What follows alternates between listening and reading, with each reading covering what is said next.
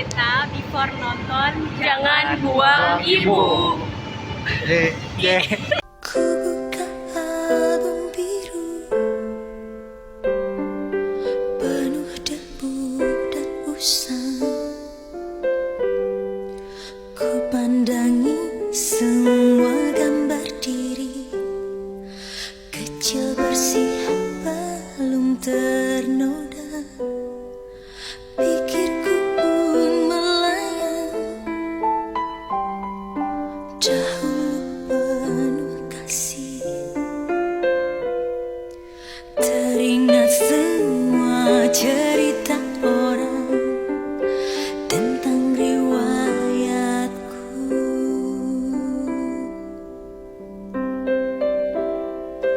Kata mereka diriku selalu dimanja.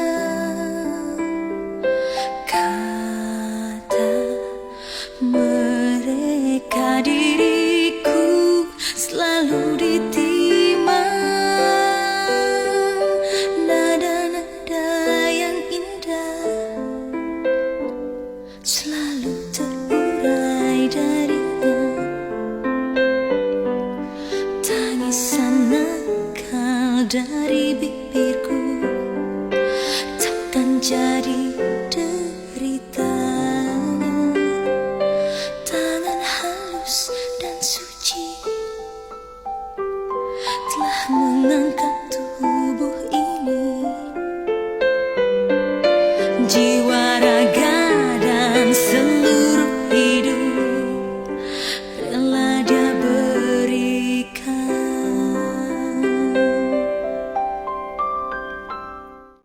Hai, ini kita after nonton Jangan Buang Ibu. After.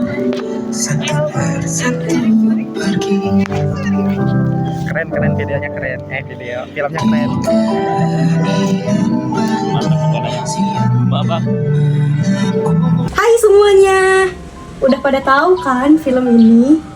Ini loh, drama keluarga yang bakal bikin kalian menangis tersendu-sendu. Disutradarai oleh Hadrah Dayeng Ratu dan ditulis oleh Widya Arifianti. Mau tahu siapa produsernya? Ini, Pak Agung Saputra.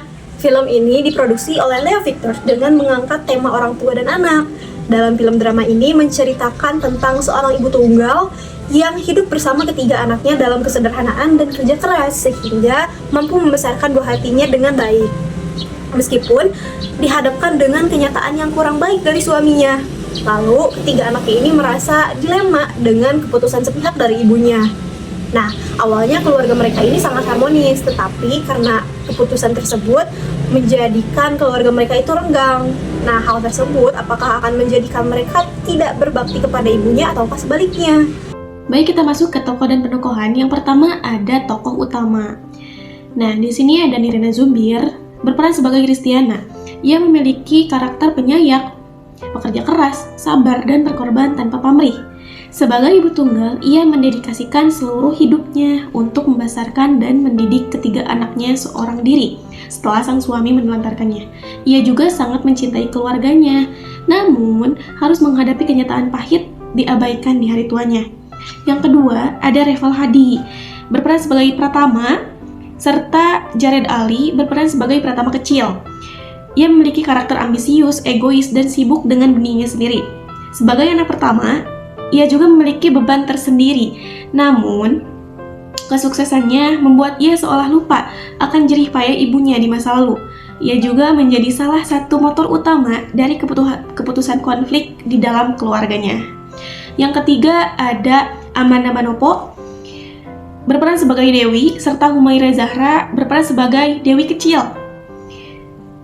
Ia memiliki karakter pragmatis, mudah dipengaruhi, dan terkadang egois. Sebagai anak perempuan di tengah kesibukan hidupnya, ia sering menomorduakan kepentingan sang ibu, memprioritaskan kehidupan dan masalah pribadinya di atas tanggung jawab merawat orang tua.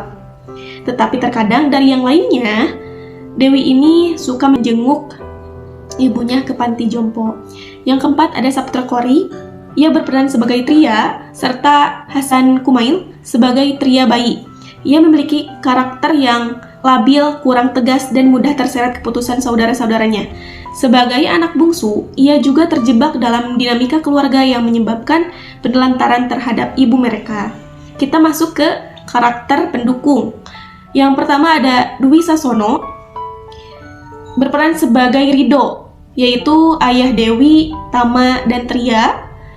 Ia memiliki peran dan kedekatan emosional dalam dinamika keluarga ini. Ia tidak bertanggung jawab sebagai suami dan ayah, tidak memberikan nafkah maupun kasih sayang kepada keluarga, serta bersikap kasar dan melakukan kekerasan terhadap istrinya. Juga, ia berkali-kali berselingkuh. Kalau dilihat dari jalan ceritanya, film Jangan Buang Ibu ini menggunakan alur campuran, yaitu gabungan alur maju dan alur mundur. Cerita dimulai dari kehidupan Ristiana di masa sekarang saat usianya sudah lanjut. Setelah itu, cerita beberapa kali kembali ke masa lalu untuk memperlihatkan perjuangan Ristiana sebagai ibu tunggal dalam membesarkan ketiga anaknya sejak kecil. Setelah kilas balik selesai, cerita kembali lagi ke masa sekarang hingga akhir film. Nah, selanjutnya kita masuk ke latar dalam film ini. Latar tempat dalam film ini berada di dua kota, yaitu yang pertama ada kota Bandung dan juga kota Jakarta. Di Bandung ini ditampilkan rumah Ristiana, sekolah dasar, dan juga bank. Setelah itu, Ristiana beserta ketiga anaknya pindah ke Jakarta. Di Jakarta, cerita berlangsung di rumah Ristiana yang baru, rumah anak-anaknya, dan juga ada universitas, rumah sakit, pemakaman, ada panti jompo, serta lingkungan sekitar saat Ristiana mencari ayah dari anak-anaknya. Nah, selanjutnya, latar waktu dalam film ini terdiri dari dua waktu, yaitu ada masa lalu dan juga masa kini. Masa lalu ditampilkan melalui kilas balik perjuangan Ristiana sebagai ibu tunggal saat membesarkan ketiga anaknya. Sementara itu, masa kini memperlihatkan Ristiana yang telah lanjut usia beserta konflik anak-anaknya dalam merawat ibunya. Yang terakhir, latar suasana didominasi oleh suasana haru dan sedih karena pengorbanan Ristiana sebagai seorang ibu. Selain itu, terdapat juga suasana tegang, terutama ketika ayah Tama melakukan kekerasan terhadap Tama. Ini kuping dipakai nggak buat dengar? Ini otaknya juga dipakai. Jangan nangis, kalau nangis makin bapak pukul lagi. Udah. Bu, nanti kalau abang dapat gaji pertama, ibu mau apa? Makasih ya bang ya. Marsha bertanya kepada Ayang, waktu ayah dulu kecil, Ayang bekerja sambil mengurus 3 anak. Kenapa 3 anak nggak bisa ngurus 1 ibu? Dalam film Jangan Buang Ibu, dialog tersebut menjadi salah satu dialog yang paling menyentuh dan meninggalkan kesan emosional yang kuat, membuat penonton merenungkan bagaimana pengorbanan seorang ibu seringkali jauh lebih besar daripada perhatiannya yang diterima di masa tua. Dialog ini juga mengingatkan bahwa kesibukan pekerjaan atau urusan pribadi seharusnya tidak menjadi alasan untuk mengabaikan orang tua. Pentingnya kepedulian, komunikasi, dan pembagian tanggung jawab dalam merawat orang tua agar mereka tetap merasa dicintai dan dihargai. Konflik pada film Jangan Buang Ibu dimulai dengan konflik di mana si ibu dan 3 anaknya ditelantarkan oleh ayahnya. Dan konflik memuncak ketika si ayah yang bertahun-tahun lamanya menghilang kembali lagi ke rumah dan meninggalkan hutang besar kepada si ibu. Dengan terpaksa si ibu menjual satu-satunya rumah yang ia miliki.